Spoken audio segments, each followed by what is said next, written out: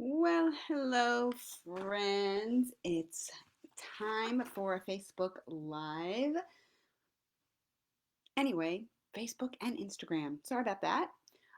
So, we are talking about the most common perimenopause symptoms and how to get relief naturally. Okay, so we started a couple of weeks ago. We started talking about hot flashes, night sweats. I'm just looking at my notes. Changes in your menstrual cycle, worsening PMS. We talked about vaginal dryness. Yes. And we talked about sleep problems. These are some of the most common complaints that people people talk to me about all the time. I see people posting some of them on social media. Some of them are a little bit too much information for a social media page, but people post about this stuff all the time and they're constantly talking about it. So, today we're talking about mood swings, anxiety, and depression. Okay, every woman experiences perimenopause differently, and all of us handle the stress of changes in our lives in different ways. Okay, we know that. But it's okay if at times you're sad about moving into the next stage of your life. But it's good to acknowledge what you're feeling and the fears you may be facing. Okay, you need to have somebody to talk to, whether it be your spouse or your significant other, close friend, doctor, whatever it is. Um, but you're not alone. Okay, you are definitely not alone. All right, I listened to a podcast from Dr. Kelly Brogan, and she talks about these issues, and I want to share some of what I learned with you guys. Okay, so first she made a great analogy. Listen to this. You wouldn't go to a butcher to learn about veganism. So why would you go to a conventional medical doctor when you want natural or holistic treatment options for your health issues? Okay. Very, very true. Now, I am a conventional Western medicine physician. I'm an anesthesiologist, for those of you who don't know, by training. But I have been researching and learning and finding all different natural options and following people who do this kind of thing on a daily basis.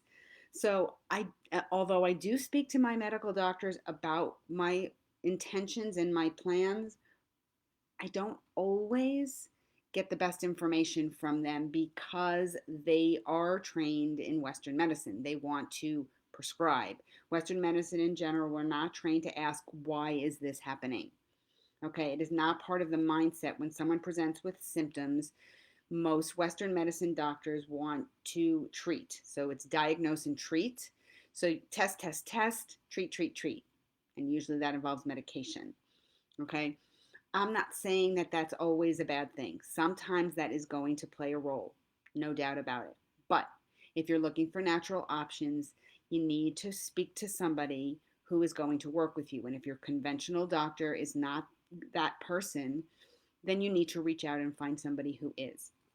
Now, Dr. Brogan discusses 5 reversible physical root cause drivers causing your issues, causing anxiety, mood swings, depression, etc.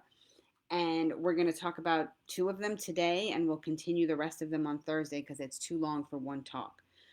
So, the first driver, reversible root cause driver for those emotional issues she feels is thyroid imbalance. Okay, Hashimoto's, Graves' disease, postpartum thyroiditis, symptoms of major depression, and hypothyroidism are virtually identical.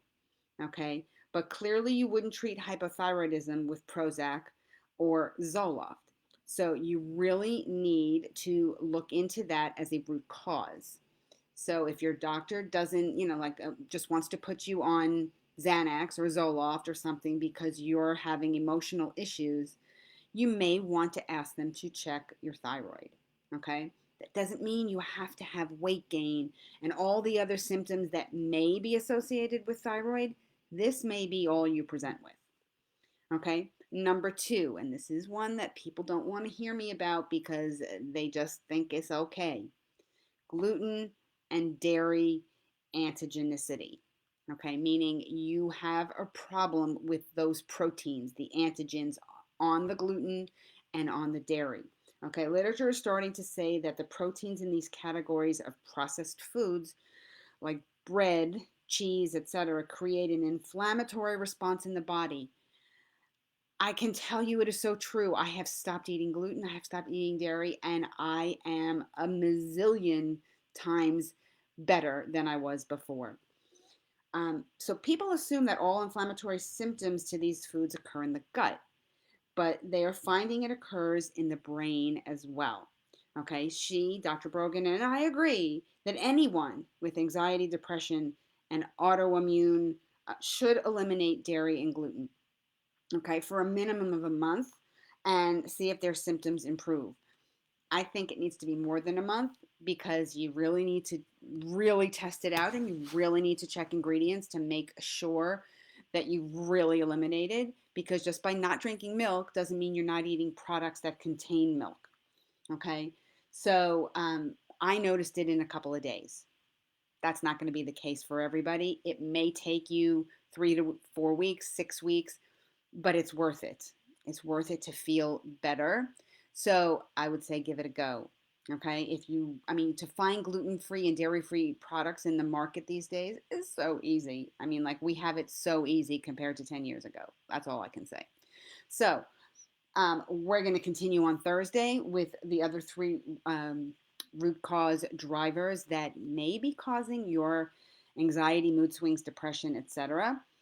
And let's get down to the root cause because it's easier to treat that than to just put big band-aids on your symptoms and hope they go away. So on that note, I hope you're having an awesome day and I will see you again on Thursday for another Live in 5.